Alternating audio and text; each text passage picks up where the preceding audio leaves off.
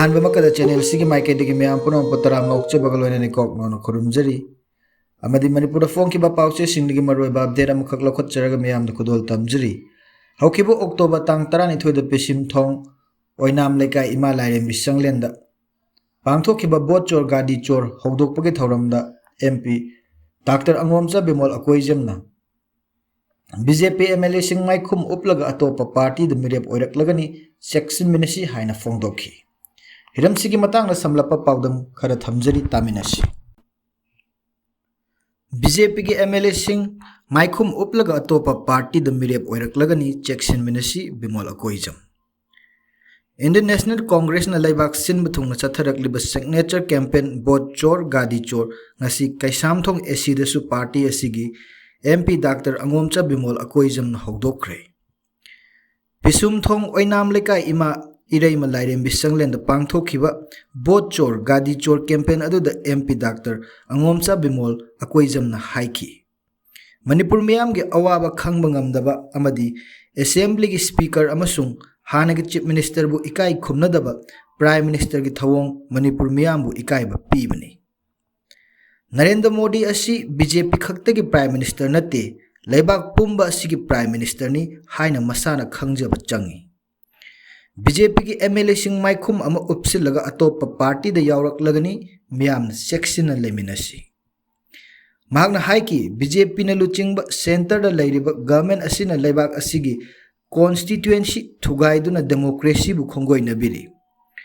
कांग्रेस न संगसेलब कैंपेन असी लेबाक असिगी डेमोक्रेसी कन्ननब खोंजंगने हंदक प्राइम मिनिस्टर नरेंद्र मोदी न स्टेट असिदा लाकलंबा मतमदा चही अनि मखा हेंजिलकलब इरांग असिदा मिसी मिना अमदि अशोक अपन कया यावखिबदा मतमदा वहाई अमत पलमदबा असिमक लाइबक थीबनी महाके वाखल द मणिपुर हाइब स्टेट अमा लै हाइब खंगसिनदबगी थवोंगनी प्राइम मिनिस्टर न लाकलंबा अदुदा हानगी चीफ मिनिस्टर नोंगथोंबम बिरेन की ममिंग पलमदबा अमदि मणिपुर लेजिस्लेटिव असेंबली की स्पीकर TH सैत्रबतबु स्टेट असिगी हिंगलिबा असेंबली अमगी स्पीकर ओइना प्रोटोकॉल की मतुंग इना कौखटलगा फमहनबदी लाइरदना ममिंग फावबा पलमदबा असिमक मियामना थागतखिबा मिहुतसिंग ओइबना मणिपुर मियामबु इकाइबा पीबनी स्टेट असिगी ओइना हौजिक इंडिया के पॉलिटिक्स ता यावबा ngamba निंगथीना ngang sakpa haiba luchingba yamna mathau tai haina Bimol Akoijam na fongdokhi magna haiki congress asi masagi political ideology mayik sengna lei party asida india ge politics ta yauksinba ngamba luchingba kaya yauri haujik mathangi mikhal naksil lakpaga loina BJP ge MLA kaya mamaida atopa maikhum ama upsilaga atopa party sin da yauksinduna chongthok रकलगनी मियाम मसीगिदमक यामना section लेमिनसी हौजिक लैरिबा BJP की MLA Singh अटोप political party नत्रगा पॉलिटिकल पार्टी अम सेमलगा मियाम की मुहुत ओइननबा मिखल थोरकलबा मतमदा मियामना मखोइबु सौगतपम थोक्ति हाइनसु कांग्रेस की MP डॉक्टर अंगोमचा बिमोल अकोइजमना फोंगदोखी थौरम अदुदा सरुक याखिबा CLP लीडर ओक्रम इबोबिना हाई कांग्रेस की गवर्नमेंट स्टेट लाक्ट्रिब मखई लमदम तंगदू लेताब लेरोय सेंटर लेरिबा BJP न लुचिंगबा गवर्नमेंट मणिपुर मियामबु मी ओइना सिंगथानदे BJP की डिक्टेटर गवर्नमेंट स्टेट लेखा ताना मांगहले कांग्रेस न गवर्नमेंट पाइरक तारगदि स्टेट चंगसिलकलिबा इमिग्रेंट सिंग खंदोकपगा लोइना मरमदम हलनखिनी हाइना हानगी चीफ मिनिस्टर ओ इबोबिना फोंगदोखी डिप्यूटी CLP लीडर के रंजित न हाइकी कांग्रेस पार्टी दी BJP गुमना सेंटर दा लेरिबा पार्टी की लुचिंग बसिंगी यका येंगलगा थबक तौदे BJP की MLA सिंह पांगदबा मदि थौना लेतबा ngakतनी मणिपुर मियामना मतम सांगना BJP की MLA सिंह दा चैथांगदुन लाक्लिबसि ताबदा MLA अमोइनी इकाइबा फावी स्टेट असिगी चीफ मिनिस्टर ओइरंबत नोंगथोंबम बिरेन यावना BJP की MLA सिंह ना दिल्ली दा केम तौदुना गवर्नमेंट सेमगनी हाइन होनरिबा सि ओइरोइदबा थवोंगै दिल्ली दा लेबगी मुहूर्त इम्फाल दा ओइन हलक पिरो थौना लेरगना चोइरोन थेरापी तौबगी मुहूर्त प्रेस मीट अमा दिल्ली दा पांगथोकलगा पार्टी दगी तोकले हाइना लाउथोपियो हलकपदा एयरपोर्ट दा लई परें हुकचगे हाइना MLA रंजित फोंगदोखी कैसामथोंग AC की हानगी MLA अमसुंग PCC मेंबर लांग पोलाकपम जयंत कुमार हाई Delhi da BJP ki MLA singh na kem tawduna government semgani hairibasi state asida lairiba miyamgi awaba kokhanaba nate. Government semlaga lakadoriba ing 2027 ki mikhal asida sijananaba sel lokthoknabagi thorangni BJP MLA singh na thawong asi political gi oiba thokni. BJP na tawriba crime asida NPP amasung RPI su chenaribani makhoi partner ngaktani. State asigi issue asigi matangda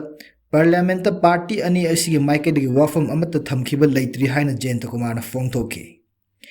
Kaisham thong Block Congress Committee na sinduna pangthokiba thawram aduda khundrakpam asigi MLA amasung CLP chief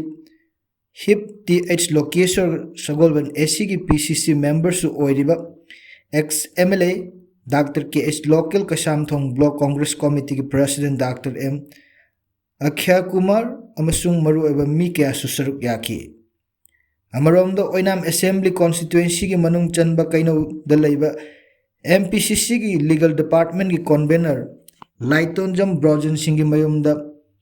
Bharat Sinba thong na chathariba Boat Chor Gadi Chor ki signature campaign chathakre. Oinam SC ki manung da laiba tongan political party da Lairubam missing Congress changlak the Congress ki lengyan phihuk tuna taramna oklaba matung the convener Brojan Singh hai BJP na bot hura laga lengak sem khiba adu ngasidi khangle masigi mayok tani campaign asi chathriba BJP na bot hura laga lengak sem khiba adu matam kaya changna thigatlaba matung the opposition leader Rahul Gandhi na khudam ga loina na puthorakpani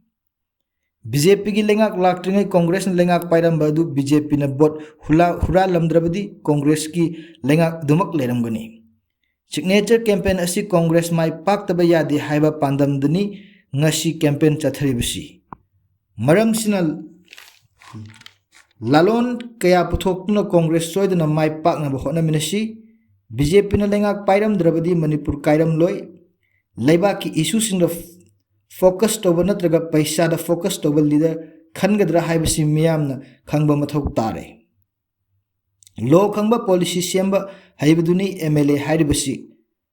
tungdu laitaba leibak ama ohensi hairabadi Congress da vote pirsi haiduna assembly dissolve tawraga election tawdabni haina su brojana makhatana phongdoki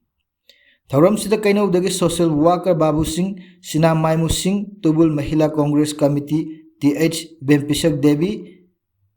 Ngakchok Pokpidagi social worker N Mohon Ngaikong Khulendagi social worker L Ibo Pisak Singh na chingba president member sing ona saruk yaki masini BJP MLA sing maikhum uplaga to party the mirep oirak lagani section minisi haina Bimol Akoijam na thambi khiba hiram sigi matangda thamjaba samlapa paudam